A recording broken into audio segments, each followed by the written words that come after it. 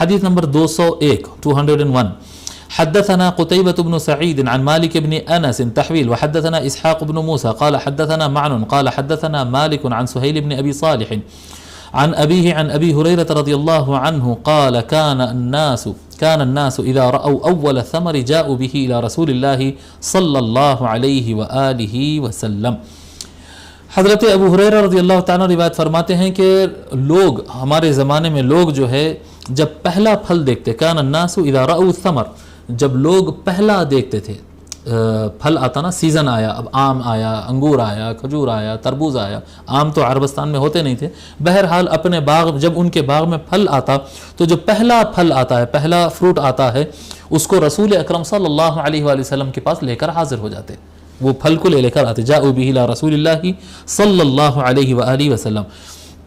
فإذا أخذه رسول الله صلی اللہ علیہ وآلہ وسلم قال اللہم بارک لنا فی ثمارنا، جب حضور صلی اللہ علیہ وآلہ وسلم ان سے وہ پھل لیتے تو فرماتے اللہم بارک لنا فی ثمارنا، اے اللہ تعالی ہمارے پھلوں میں ہم کو برکت عطا فرما، وبارک لنا فی مدینتنا، اور اے اللہ ہم کو ہمارے مدینہ میں، ہمارے شہر میں، ہمارے مدینہ منورہ میں برکت عطا فرما، وبارک لنا فی صاعنا، اے اللہ تبارک اے اللہ ہمارے صاع میں برکت عطا فرما، وفی مدنا، اور ہمارے مد میں برکت فرما.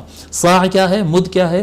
یہ دونوں ناپنے تولنے کے آلات ہوتے، سائز ہوتے، یہ جی سائز ہوتے، اس سے ناپا جاتا تھا، یعنی مگ جیسا ہوتا تھا، جب اس میں گیہوں یا چاول وغیرہ ناپا جاتا تھا تو صاع اور مد، ٹھیک ہے. مد جو ہے یہ آدھے کلو سے تھوڑا بڑھ کر ہوتا ہے، ہاف کے جی سے تھوڑا بڑھ کر 600 گرامز کے آس پاس آتا ہے یہ جی مد آج کے زمانے میں مد.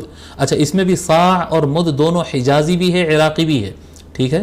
بعد میں عراقی کیونکہ حکومت اس طرف شفٹ ہو گئی تھی تو اس کا چلن چلا تھا، لیکن یہ جو صاع اور مد مراد ہے یہ سرکار کے، اور سرکار کے جو ہے وہ حجازی. حجاز تو جانتے ہیں نا، حجاز اسٹیٹ کا نام ہے جس کے اندر مکہ، مدینہ، طائف وغیرہ یہ سارے علاقے ہیں، اس اسٹیٹ کا نام، اس صوبے کا نام حجاز ہے، صوبہ حجاز ہے. مکہ اینڈ مدینہ یہ سٹیز ہے حجاز صوبے کے اندر. تو وہاں کا صاع جو تھا حضور صلی اللہ علیہ وسلم، مدینے کا صاع، حجاز کا یعنی مدینے کا صاع، اے اللہ ہمارے صاع میں برکت عطا فرما.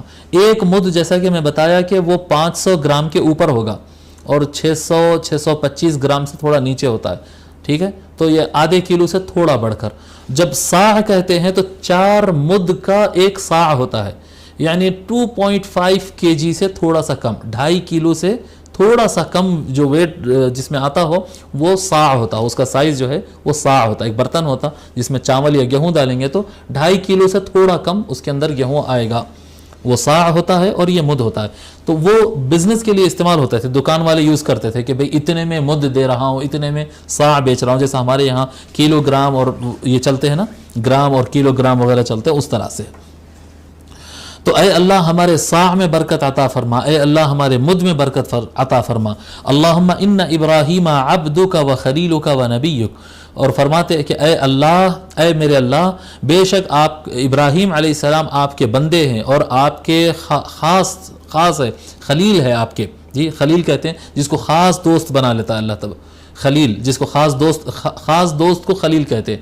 اے اللہ ابراہیم آپ کے بندے ہیں، آپ کے خلیل ہیں اور آپ کے نبی ہے، وہ نبیوں کا، وہ انی عبد کا و نبیوں کا، اور بے شک میں بھی آپ کا بندہ ہوں اور آپ کا نبی ہوں. وَإِنَّهُ دَعَاكَ لِمَكَّةَ، اور بے شک ابراہیم علیہ السلام نے آپ سے دعا کی تھی، اے اللہ تجھ کو پکارا تھا مکے میں برکت کے لیے.